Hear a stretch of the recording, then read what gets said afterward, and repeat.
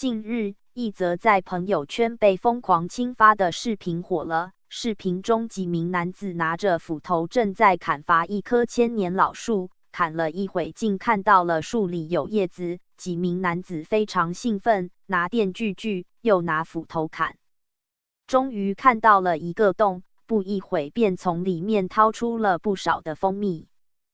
大家乐得合不拢嘴。可是那棵千年老树已经被砍了4/5，差不多要到了。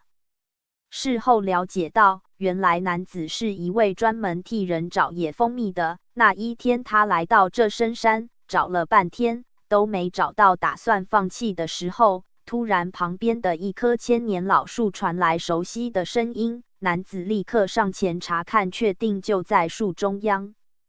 男子兴奋地下山，带了几个帮手和斧头、电锯和桶子，把这堆野蜂蜜挖了出来。但是最后这棵千年老树也已经被砍断了。